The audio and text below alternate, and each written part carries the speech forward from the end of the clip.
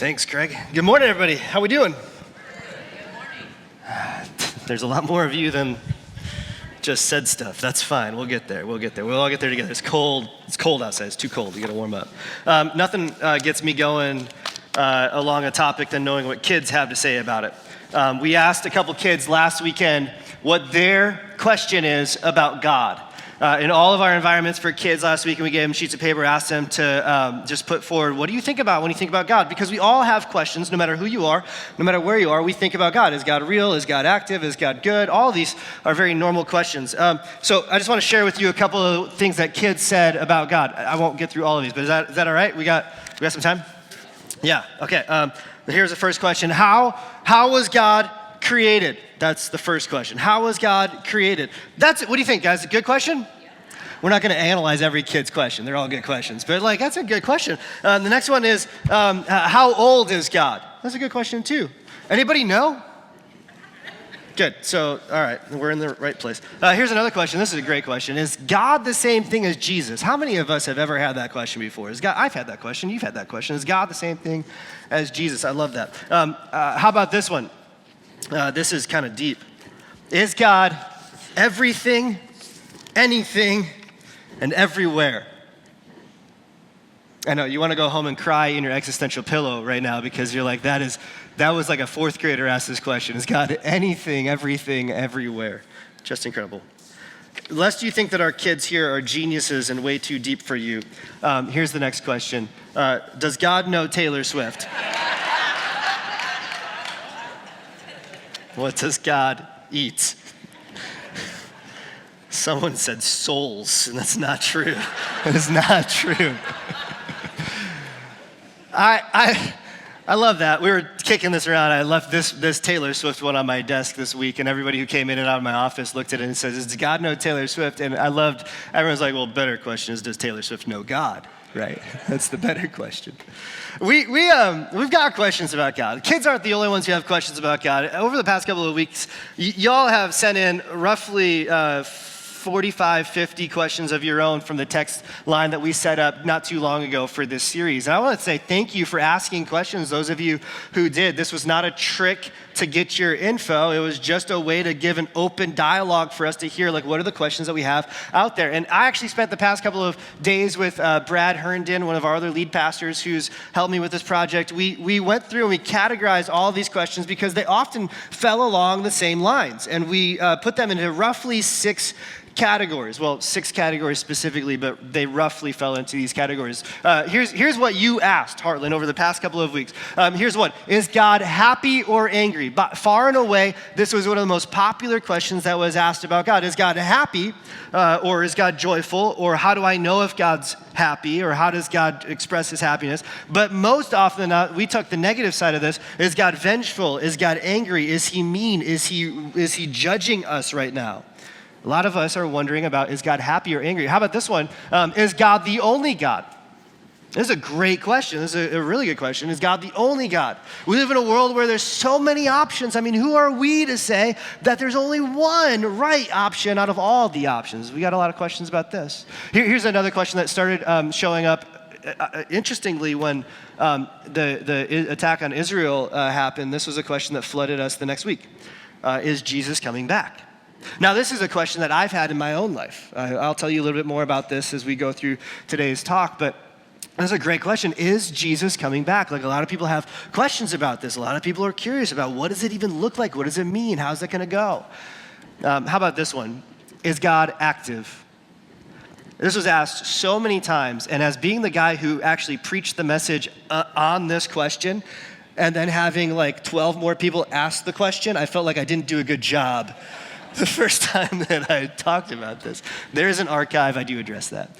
Is God fair is another question. When we think about God, is he fair? Can I trust him? This was things like, does God change? Is he unwavering? Is he different today than he was before? Is God fair? Is he consistent? And finally this, is God on my side? Is God for me? Is God good? Is he want good things for my life? We've got all these questions, and here's what I promised you that I would answer all of these questions today. And in the interest of time, because I think at like 3:45 today, there's a Chiefs game. So I don't have that much time today. I actually was thinking about like, how do I answer all of these questions? They're all such good questions. They all deserve to have answers. How do I answer these questions? And it reminded me of a story that I heard not too long ago about the early days of Amazon.com, naturally. And here's how the story goes. It was 1996. I don't know if you remember the type of computer you had in 1996 or if you even had internet in 1996. But there was this startup company called Amazon.com. They were selling books, just books. And there was, at this time, 5 people in the customer service department. 5, just totally randos. Like one person was a Rhodes Scholar, another person was someone they just like dragged off the street and he was kind of crazy. And they sat him down, these 5 people, in front of what's called a terminal. This is like technical language. I don't really know what it is. All I know is that to get your work done, you didn't have like pictures and a mouse and you click. You would like type on the black screen with the green text. You all are looking at me like you've done this before. I just Googled that to figure out what that was. But they would sit down at terminals, and you had to have like some special knowledge to be able to actually access your email and respond to people.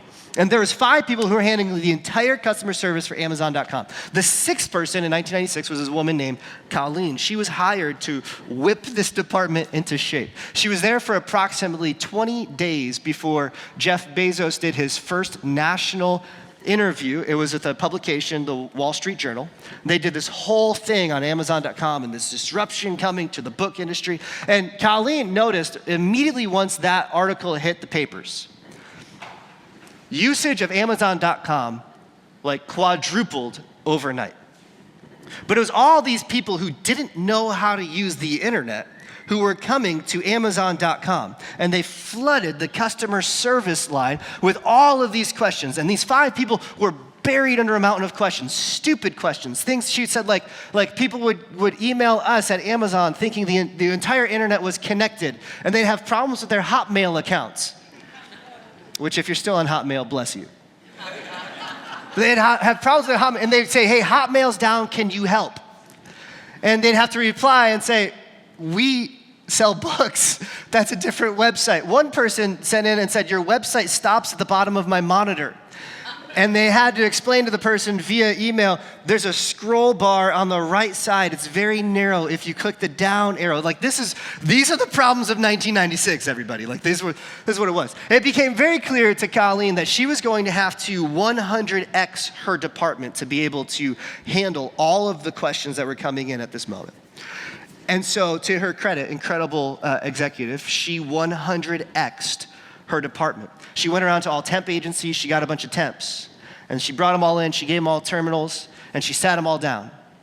And I don't know if you know this, but for people who just finished a career as a barista, coming in to sit at a terminal is not an easy jump to make.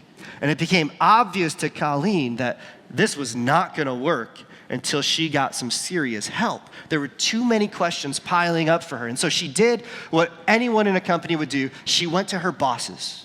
And her bosses says, we are building something totally different. Customer service is the last thing on our plate. You figure it out. Have you ever been there? Like you had a boss totally dismiss you and you're like, oh, now what do I do? With her grit and tenacity, she actually said, well, what I need is something more than just more people to answer questions, because now I have people with questions trying to answer people's questions. It's very confusing, it's very terrible. So she went to the local college, found the PhD dropouts, hired them, put them in the corner of the room, gave them coding books. And these 6 guys were told, just read all you can about coding and then find us an automated solution to help us with our problems. And by golly, wouldn't you know, within 2 months, this little half a dozen, these guys that had dropped out of their PhD programs had figured out how to code, and they one night snuck the code into the website of Amazon.com. This was back in the day when anyone could just kind of sneak in and upload the code. And overnight, all of their questions started getting automatically answered by the computer itself. Colleen fired 500 temps, went back to a small team, and found that the process helped her come to better answers, which was a better experience for everyone. Now, there's a power to the process. You know this. I don't need to sell you on this. But I think sometimes in the story, we can feel like the temps that are hired in our faith journey. We go through life, we've got our business to take care of, and questions hit our radar. In fact, there's too many questions, especially about God, that hit my radar at different moments, and I don't even know how do I answer these questions.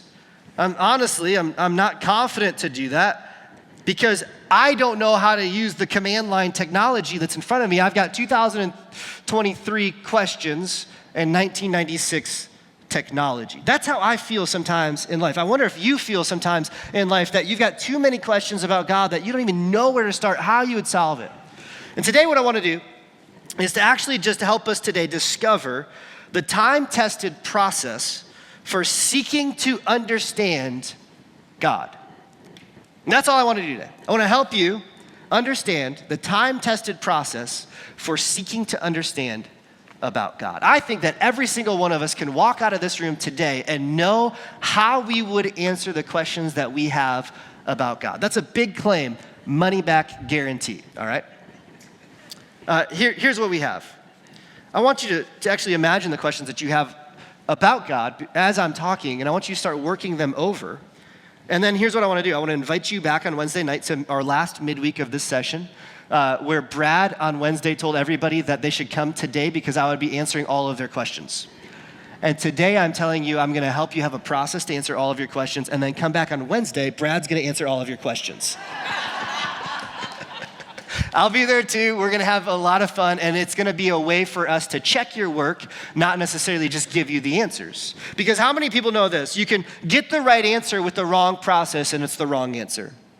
My daughter came back from school this week, and she had a math homework assignment that she got the right answer on the paper.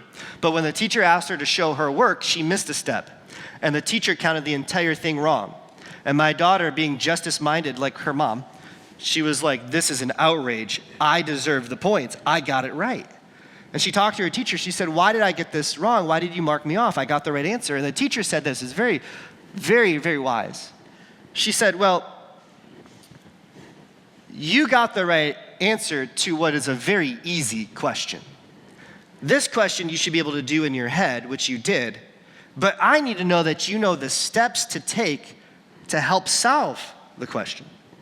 Because if you can do the steps with an easy question, you can do the same steps with a hard question, and that's actually my goal, is to help you with the hard questions, not the easy questions. My daughter was unsatisfied. She came home and complained about this over dinner for about 30 minutes. But it's true, and I want to help those of you in the room who today are just like, give me the right answer, man. I don't have time to sit down with the process. I got real problems out there in life. I just want to know, what should I believe? Is Jesus come back or not? It'd really help me read the newspaper better if you just tell me, Pastor, what to believe.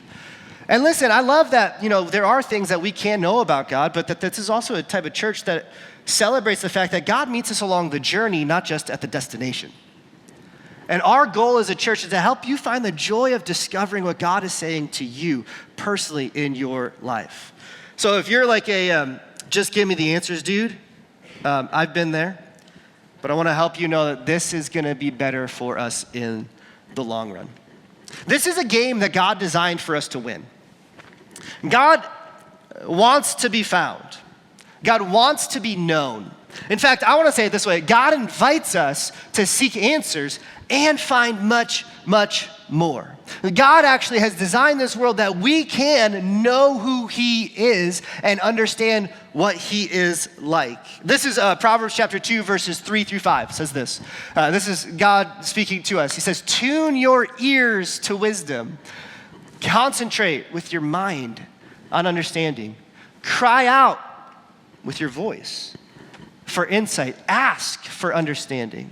Search, with your eyes, as you would for silver. Seek them like hidden treasures. Then you will understand. This is a promise. Then you will understand what it means to fear the Lord, and you will gain knowledge of God. These are huge invitations that God makes for us to seek answers and to find much, much more. It's a quest.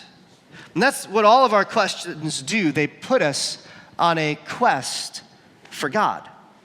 At the end of our quest, at the end of all of our questions, is a relationship that is deeper because we've asked the question and we've found not just an answer, but we found God himself. So this proverb shows us, that's the first part of the process. I want to give this to you in a couple of steps. There's a few things that we read on our way to understanding.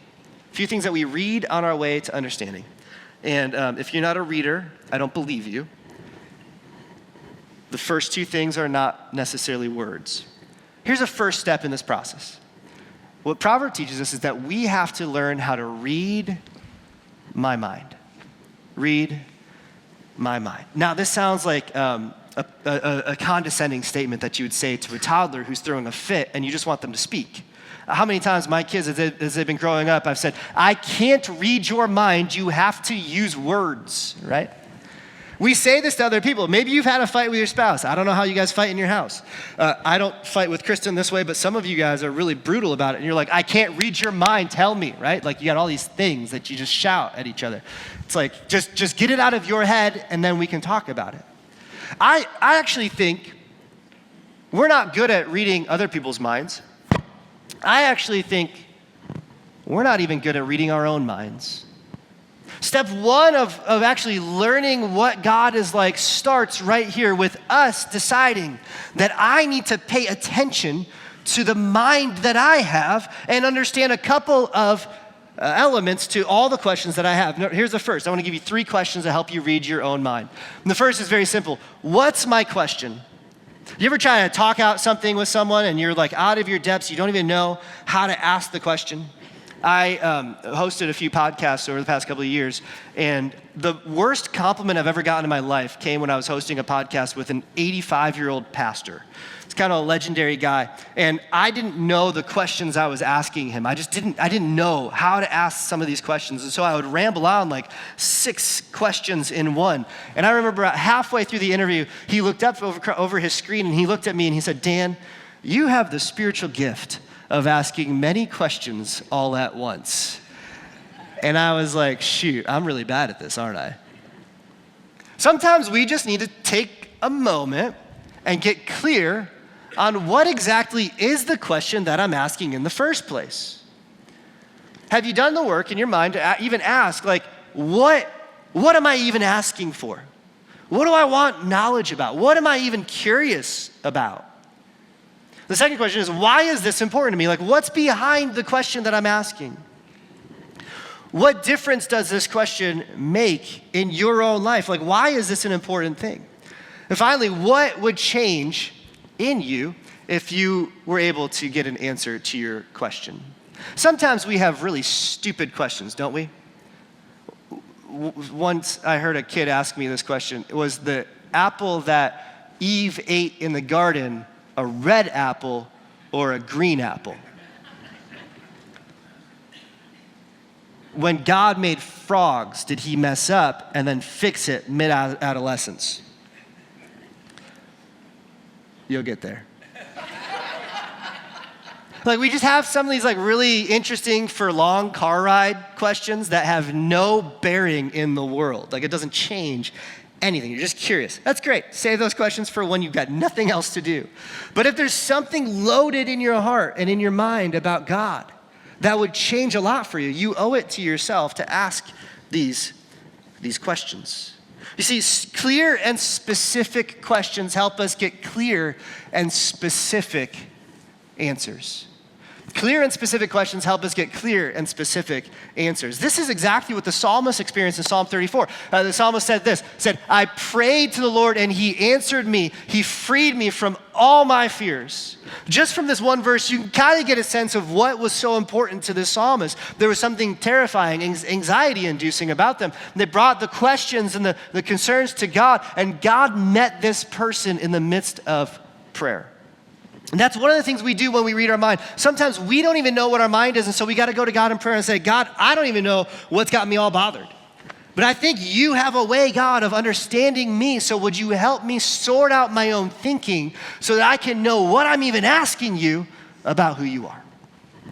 This is an activity that God does when we pray. Psalm 139 is an example of this. It says, search me, God, know my heart. In the New Testament, Paul writes to the Christians living in Rome. He says that the Spirit of God knows us so well that even when we don't have words for the thoughts that we're feeling, the Spirit can interpret those groans that we have and make sense out of it all. When we pray, God personally meets us in our personal quest. So as I'm reading my mind, finding the clearest way possible to ask my questions, I'm letting God into my mind in prayer. I'm asking for his help. And so here's what I want to do. For my question, I had this question, just like many of you, about the return of Jesus. Is Jesus coming back? I'm just going to take that, share with you how I've wrestled with that over my life. I want to walk it out together. What was my question? My question was this. Is Jesus ever coming back? I was curious. I was 16 years old, and I had heard that Jesus one day was going to return to earth. And what I had heard about Jesus coming back to earth was actually not exciting to me. It was terrifying. Why was this important to me? Well, this was important to me because I was, like I said, 16. And I imagined that when Jesus came back, he was going to zap all of the people who followed him out of the world and take us to heaven. And I imagined as a 16-year-old that was a death sentence. That I was gonna miss out on all of these experiences that I really wanted to have in life, and I wasn't quite ready for Jesus to come back. If he'd just give me another decade or 2 or 3, I'd really like that. Oh, stop it. You're looking at me like I'm so petty. Trying to tell me you weren't 16 years old and thought to yourself, man, there's so much in the world I want to do. Yeah, you were there. Why was this important? Well, it was important to me because I didn't want to die. I didn't want to believe that God was going to end my life because he decided to take a trip back to earth. And so what would it change? Well, it helped me have less anxiety about my life if I knew what God was up to. That was me. That was just reading my own mind in this question. I want to leave that there because the next step that we need to take in our process, the first thing we read is our own mind to actually understand what is in it for me. Why do I care about this question so much? The second thing to do is actually to move from the world of me to the world of we, and ask the question of, well, how do we hear people today talking about the answer to this question? If I want to say it in a way where we're reading something, we're reading our minds first, and then second, we got to learn to read the room. We got to learn to read the room. Reading the room, it's an expression where, you come in, someone's walking into a room, and it's a really somber moment, they start cracking jokes, and people are just not ready for that type of conversation. You got to read the room, right? You got to be able to be in step with where everybody else is emotionally so that you can jump in with them. And I think often our assumptions about God come from bumper stickers and hashtags instead of from authentic knowledge about God. We are not good, and I've not been good in my life at understanding how the room has impacted how I think about God. How other people's opinions, as they express them in the world today, actually infiltrates my own opinions about God. And it doesn't come from a place of deep, divine understanding. It comes from bumper stickers and from Twitter. X. I don't know what to call it. Whatever. We have pop theology, truisms that we've all agreed upon, and yet we don't know if they're actually true. Any concept of God as being a king today is muted by us living in a democratic republic. Isn't it true that all of our concepts or questions about human sexuality, they come to us today entangled in a conversation that society has had over the past 100+ years about this? Political correctness today, cancel culture, now this new virtue of politically incorrectness.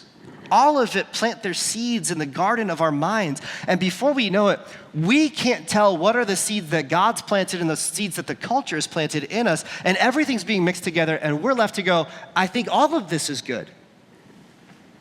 Listen, any honest person must recognize that there's a fair amount of the zeitgeist making its way into our thinking about God and not enough of our thinking about God making its way into our current zeitgeist. Go back, watch that clip, think about it, and then say, yeah, Dan, that's true. So what did Jesus do? That's a great question to help us read the room. But Jesus did this. He actually read the room. It's in Matthew chapter 16. Jesus once came to the region of Caesarea Philippi, and he asked his disciples, he read the room, who do people say that the Son of Man is? And isn't this a great is God question? Like Jesus is like, hey, God said he was going to send his son. Who do people say that he is?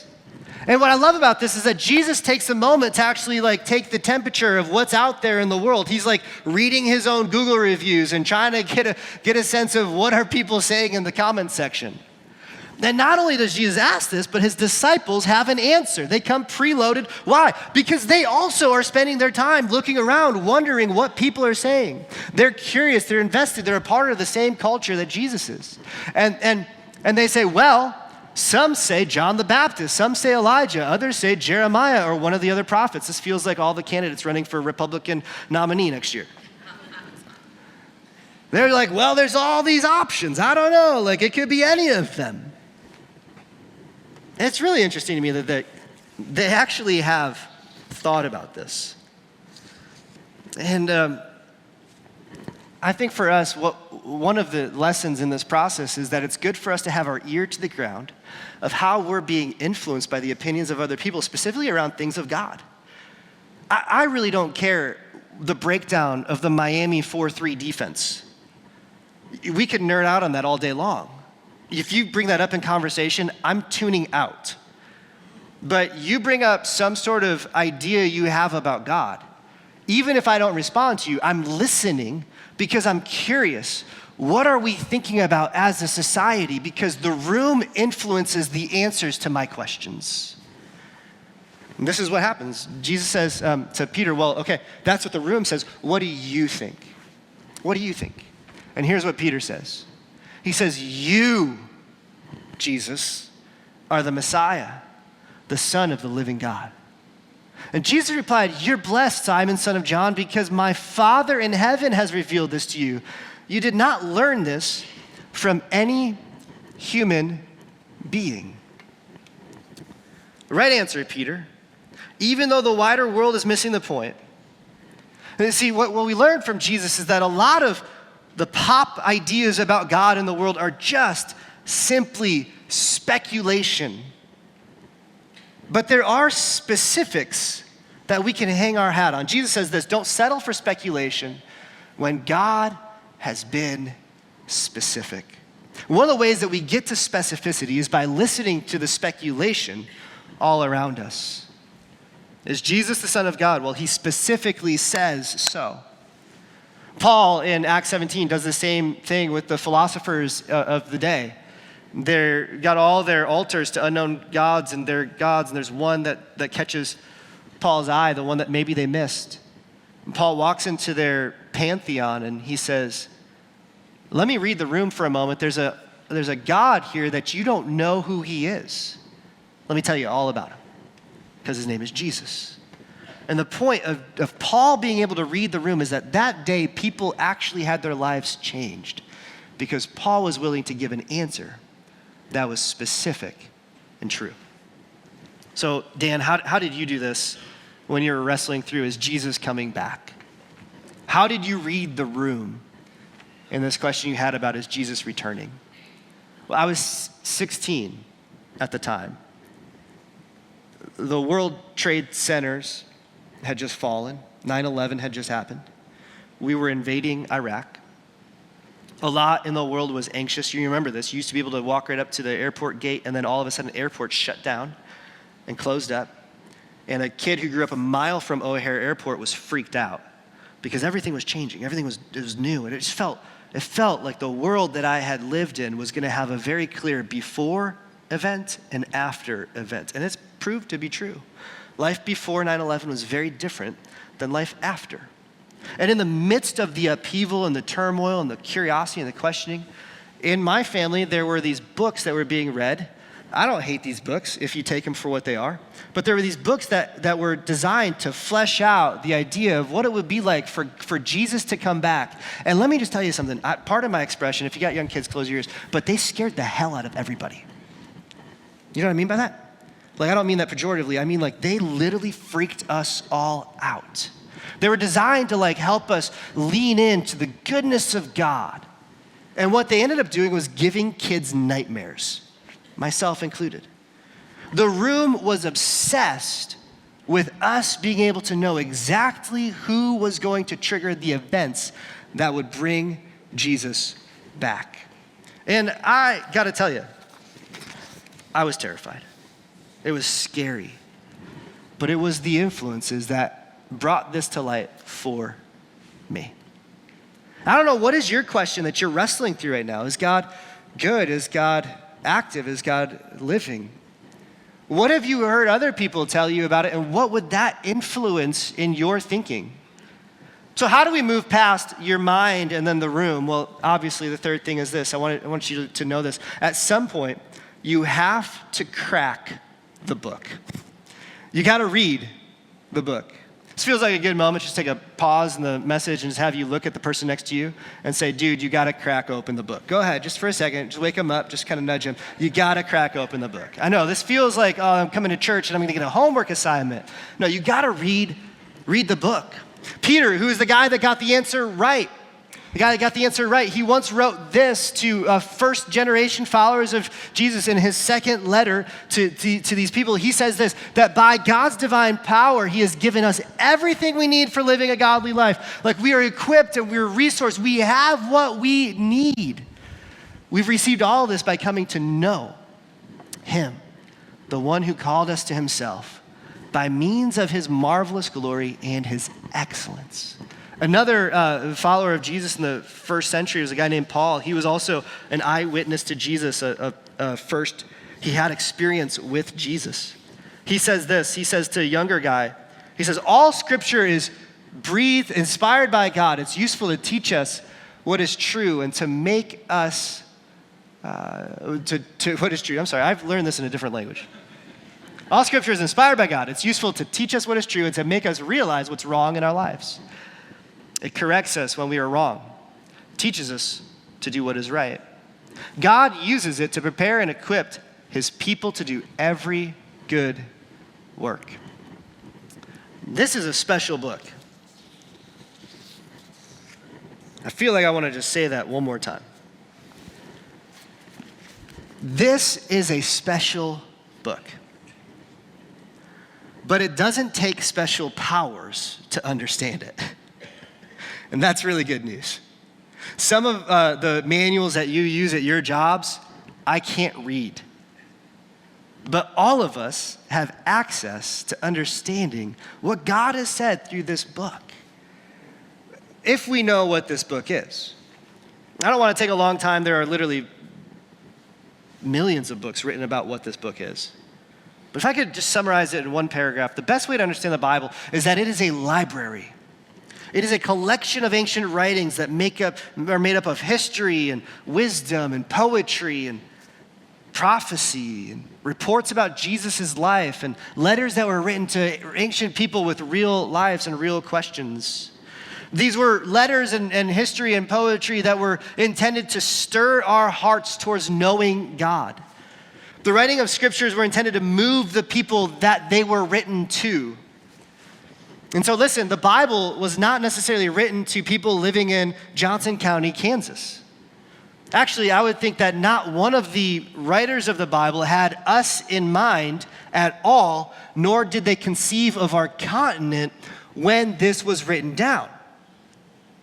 And yet, because of what is said in Hebrews chapter 4, it's true that the Bible is living and active. It means that even us who come to the Bible today will experience something mystical and magical when we open its pages and let God speak to us.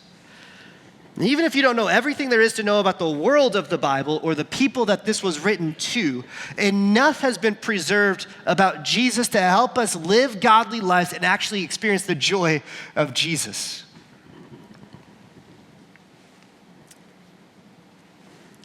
So, we can know who God is by opening the Bible. Now, how would you open the Bible and actually use this, though? Some people try this. I've got a question. God, are you good? And they just open it up and they point their finger down. And Elijah went from there and was found Elisha, the son of Shaphat. This is why people hate the Bible. He was plowing with 12 yoke of oxen, and this has nothing to say for my life. Well, it's when we come to the Bible, I don't want you to give up. Here's how I want you to do this. There's 3 just action points for us. Read it thoroughly. Go through starting points to finish points. Don't read it perfectly Genesis to Revelation. You will torture yourself. But read it thoroughly. Follow a plan systematically. One of the plans that I use and I have used for many years now is that I start in the Old Testament and the New Testament at the same time. I start in Genesis and I start in Matthew. And every day I just read a chapter of each. And if you do that, you'll get through the whole entire Old Testament in 1 year, and you'll get through the whole entire New Testament in 6 months. And I just keep repeating that cycle over and over again. Some really spiritual people add 1 chapter of Psalms in there a day. Some extra spiritual people read 1 chapter of Proverbs on top of it. I'm not here to prescribe to you how much you need to read, but have a plan, work through it. The only way for us to grow is to actually incrementally progress. And so read thoroughly, read systematically, and then read repeatedly. Once you get to the end, do it again. If you do this over the course of 2 years, you will be absolutely floored with how much you sound like a pastor. People will be talking to you and you'll be like, man, that reminds me of this one thing that I heard over here when Jesus said this. And you'll have this experience. You'll go, how did I know that? And the same speed with which you can quote The Office, you will quote the Bible. It's absolutely ridiculous. But we have to not give up in the midst of this. We have to learn over time as we read through then, what is the author of this book actually saying? You know, there's 4 people who wrote the gospel accounts. These are the lives of Jesus. Gospel is good news, the good news about Jesus. 4 of them: Matthew, Mark, Luke, and John. If you were raised Catholic, those are your brothers, right? And so, that's a bad joke, sorry. I got a really good laugh last time I used it, and it didn't. I'm gonna scratch that one. But if you read long enough, you can distinguish the voice of Matthew from Mark. Mark has no time. Mark is like, I just got to get this down. I got to get this out. Here's what it goes. Here's happens. He went here. Jesus did this, and immediately. That's Mark. Mark is really interested in you knowing the action of Jesus. Matthew wants you to know the history of Jesus. Luke is a historian, but he's interested in helping people who feel on the outside actually understand that Jesus is for them too.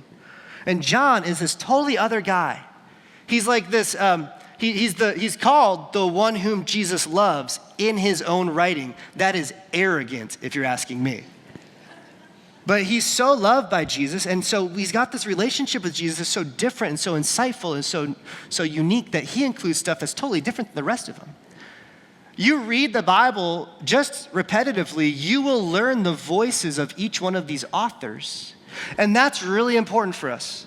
Because the voice of the author is something that God used to help us understand who he is today. We need to not just know the voice of the author, we need to know their intent. Understand, why did they write to these people?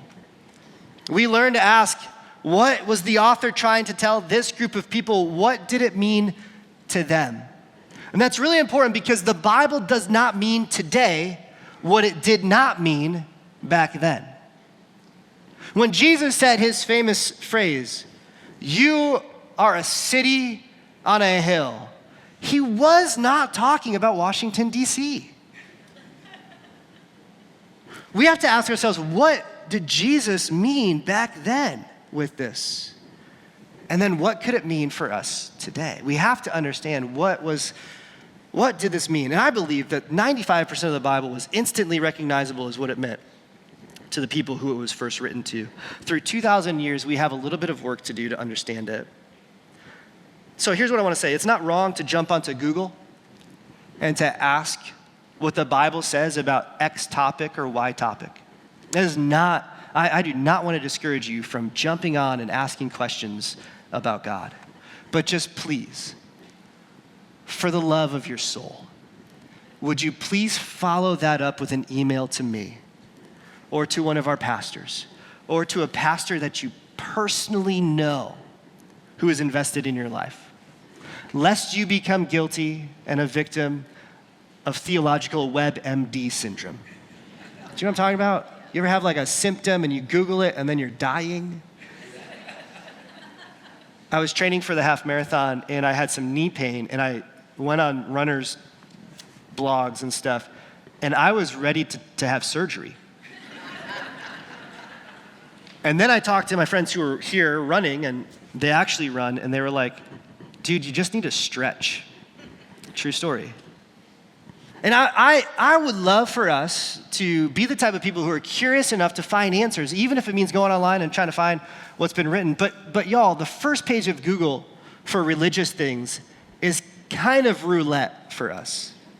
And not everything that you find on the first page of Google is going to be helpful for you actually getting a discerning answer that is true to this. Just for kicks to see if, because I know some of you do this, but I tried yesterday with AI to produce this message. And it got it 75% right. I cried myself to sleep because this took me like 75 hours to think up.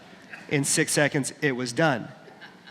But the 25% that it got wrong made my pastoral soul shrivel up and cry. And how damaging it would be for us to not be able to discern what does this actually mean for us and why does it mean that? Which gets us to the third question, or the fourth last point, the last step. We're gonna read our minds, we're gonna read the room, we're gonna read the book, and then what do we do when we see what God says about the question that we have? We're gonna do this. We're gonna share our experience. This process is not over until you've talked about it with someone else who's also a person of faith. And this is critical for us because this is a way for us not just to be excited about what we're learning, but also to check ourselves and to hear. I once had a professor in my seminary who said, theology is a team sport. Which means if you just are God and me in your own spiritual life and you got a journal, that's great. But do you ever ask people about what you're learning about God? Because you might find out that you're more on target than you realized you were. And you might find out that you're more crazy than you actually are. Share your experience. It's a way for us to be able to share with other people, here's what God is doing in me. But the reality is we don't just share our experience. There's one step further I want you to go. You know, you get to go online and leave a Yelp review for God to say, hey, I had this question and God met me in this. I sought the Lord and he heard my cry and he answered me, like the psalmist said. But not only does he answer us, God has a way when we ask questions of changing us. Not only do we get to, write a review, we get to become the review. You and I get to become the answer to the question itself. When we run this process, God doesn't just inform us about what's true. He transforms us by revealing himself to us. The end goal, and this is great, because the end goal of our questions are not just knowledge. Nobody cares about what we know. The end goal of our questions, the quest in our questions, is for us to put truth in action. Faith is not just a lesson that we comprehend or a sermon that you hear. Faith is a trail that you walk to see a beautiful view. It's one in your life that you walk with God through the valleys, the shadows, and up the mountainsides as well. I don't think faith is even a road. It's like a path.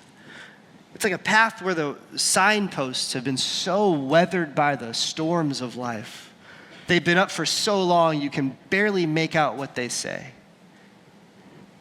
And only people who have traveled down that path can bring people back to see what they've seen. I think that's what Jesus meant when he said this phrase. He said, small is the gate and narrow the road that leads to life, and only a few find it. And maybe you're the type of person who has a question about this, like why would God be so exclusive? I don't think Jesus is saying that he's keeping people out of heaven. I think what Jesus is acknowledging here is that only a few find it because only a few ask to find it. Only those who have questions will ever take the journey to find the answers that lead them on this destination of knowing God better. So here's the beautiful part of this. If you're one of the question askers among us, if you're a part of this community and you've got more questions about God than you have answers, I want to let you know something.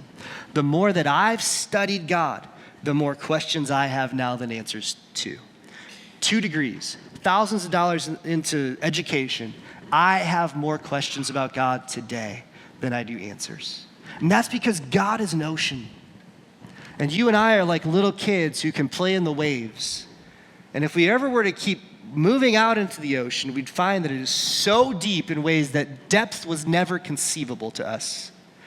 And yet it is so shallow that we can swim in it. If we're honest with ourselves and the world around us, then we're going to dig into what God says, who he is, and it's going to change how we show up in the world. And our lives are going to become an answer to that question. Let me finish off my process with this question: is God coming back? When I finally did steps 3 and 4, I finally dug into what God's word said about the return of Jesus. Here's what I learned. I learned that Jesus promised that he will come again. It's literally the last thing that Jesus says in the entire book.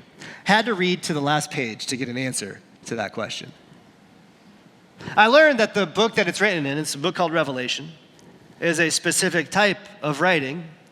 It's written by the same guy, Matthew, Mark, Luke, John. It's written by this guy, the guy that Jesus loved the most, who wanted us to believe and have life. But the type of writing that John was doing wasn't the same type of writing that we were literally supposed to understand. When he talked about Jesus, that was literal. But this apocalyptic revelation is not something that was supposed to be read literally or literalistically. In fact, Revelation was both poetic, apocalyptic, and figurative. And I learned that there was a lot more to this question than I first imagined. But most importantly, I learned that whenever Jesus talked about whether he was coming back or not, he always did so with a little bit of a wink in his eye. He did so amongst the closest people to him. Matthew chapter 24, 25. Jesus is sitting down with 3 of his closest disciples, and he tells them all of this stuff about what the end of time will be like. And part of why I think Jesus does that is because he didn't want to freak out the masses and induce hysteria. He intended to help his closest followers to him understand and be comforted by what he was going to be doing. And Jesus was always trying to comfort his followers with these words. And that alone was really great for me because all the conversations and thoughts that I had had about Jesus coming back were terrifying. More importantly than all of this, I found out in the midst of this all that God had a plan for the earth. That he's so committed to his creation that his plan is actually the renewal of all things, not the destruction of all things. And so what I learned is that when Jesus returns, he's going to be bringing heaven down with him. He's actually going to be making earth right the way it was supposed to be. And for me, I was so glad to find out that this was not something that I needed to lose sleep over. In fact, I just needed to simply follow him without fear. And while I was waiting for him to come back and watching for signs where he would be coming back, the one thing that Jesus wanted me to be doing in the midst of it was simply working for him. And in that is some sort of way where Jesus has already returned to this earth. Because we are the ones who work on his behalf today. We are the ones who actually get busy bringing the message of Jesus to this world and the hope of Jesus to this world. If his followers would do a little bit more to do that, I wonder if he would even need to come at all. But now I'm getting into the world of more questions and speculation And this is where a dialogue takes place, where you have an opportunity to ask and answer and respond. And we circle this process over and over and over again. This is what we as the people of Jesus have been doing for thousands of years. And as we've done this, we have learned who God is in a close, unique, personal way. So what do you do? What do you do? Well, you ask your questions. Bring your questions here. Ask them. Ask all of them. Ask them of us. Ask them of God. Ask them of one another. And when you find something on the other side of the question, I hope that you don't just yield to the room's answer, but you would yield to God's answer. It possibly will change the world, but it certainly will change you. And we can all agree that we're better off for it that way. That is a process with power that helps us get to the bottom of our questions. Hey.